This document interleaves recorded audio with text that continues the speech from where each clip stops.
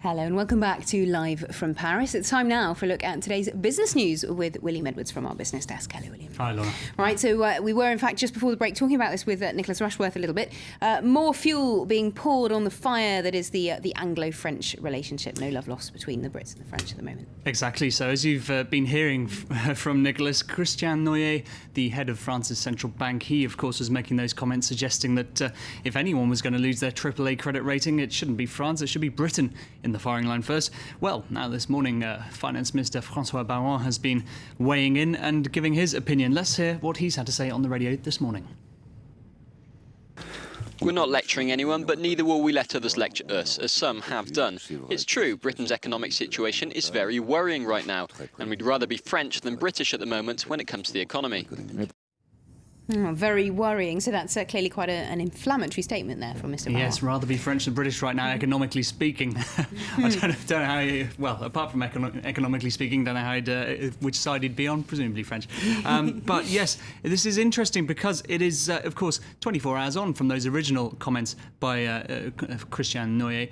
So this is we've had some time to reflect on that, and he could have quite easily, of course, said no comment in this radio interview when asked about that.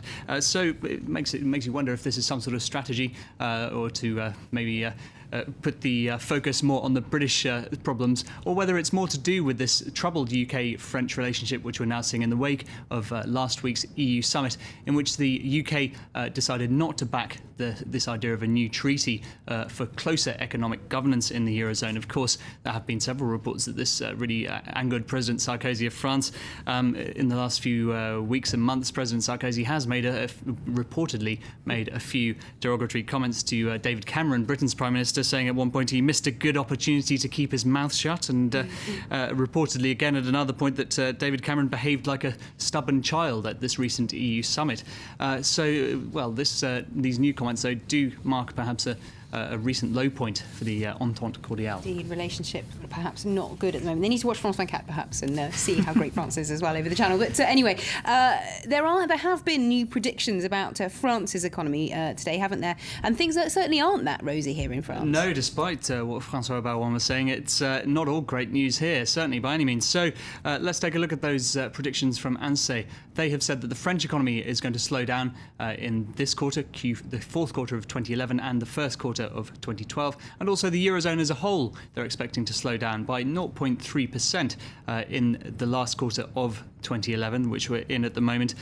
So not good news there. France itself, the French economy, isn't expected to slow down quite as sharply as the Eurozone, because of course in the Eurozone are countries such as Italy, Greece and Spain, all worse off than France at the moment when it comes to the Eurozone debt crisis. But nevertheless, INSEE predicted that France will still struggle to achieve 1% growth in 2012, and struggling to achieve a growth rate of 1% is really says something about the state of the French economy at the moment. So not very good on this side of the channel either. But let's move away now from that to more global warnings from the IMF. They've talked about a possible return to the 1930s. Yes, I'm sorry to be the bearer of bad news again today. It's there's a bit of gloom and doom on the economics front. Cross today. us business presenters have to bear in the current climate, unfortunately. But Christine Lagarde, the head of the IMF, has been warning of economic retraction, rising protectionism and more isolationism in a mirror of what sort of happened in the 1930s and in the lead up and run up to the depression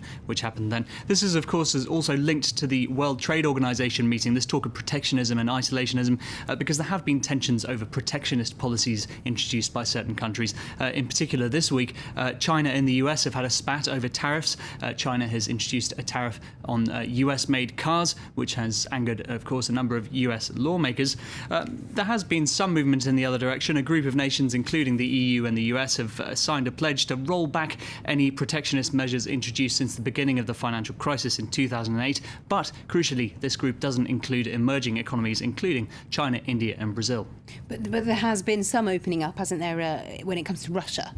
That's right. Russia, of course, the other member of the BRICS there, they are finally going to be joining the WTO, the World Trade Organization, today, it's expected. It's taken 18 years for them to get this far. It's expected in the long term, according to the World Bank, to add 11% to their GDP, to the size of the economy. But there will also be downsides, particularly for smaller businesses that find it more difficult to compete. Our Moscow correspondent has this report. Konstantin Babkin runs Rosagromak, Russia's #1 agricultural vehicle maker. According to several studies, the country's entry into the WTO is going to deal a heavy blow to his business. 7 years ago, there were 100,000 employees in the sector. Today, there are 50,000. After we join the WTO, tens of thousands more jobs are going to be lost, thrown out in the streets. For him, the situation is serious. Membership could see the country lose 35 billion euros a year. Every sector is going to suffer. Here's an example. In Europe, a farmer gets 300 euros in aid for each hectare of planted land. In Russia, it's 6. One of the required conditions we signed up to was that we couldn't increase our subsidies. But if someone's getting 300 euros and someone else is getting 6, is that really competition, or just killing someone to benefit someone else? The car industry is also in danger. The giant Avtovaz company, the maker of Lada cars, has until now been protected by the Kremlin, but it is about to face serious competition. But joining the WTO is not just about pain. Above all, it will allow Russia to diversify its economy. Astronomical import taxes will also be a thing of the past, a good thing for household budgets. Me, I only see the good side, especially as a consumer. Cars, electronics, phones, everything will be cheaper. Competition is good.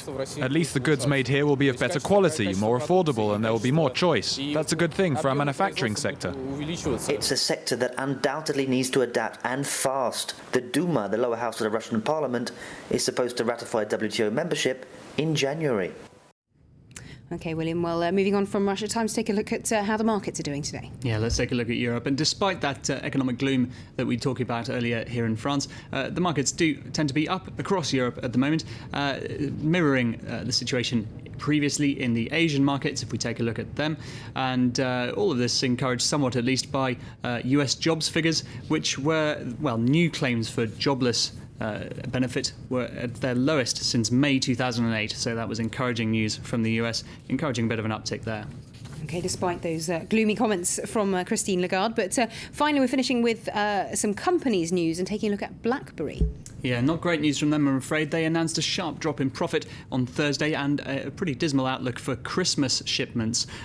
Also, they're going to put back their crucial new operating system to late next year. We were expecting that rather sooner, but they're, of course, in intense competition at the moment with companies including Android and, of course, Apple. And at the moment, BlackBerry is seen to be falling behind, certainly in shares, market share and in sales. So this new operating system was hoped that would turn around that situation, but now that's going to be late next year. So not great news there for the Canadian phone maker. Okay. BlackBerry beginning to crumble, perhaps, there. Thanks very much indeed, William Edwards, for that look at all today's top business news. And that's just about all we've got time for now. Many thanks for tuning in, though. Don't go away. Tom Burgess-Watson coming up after the weather.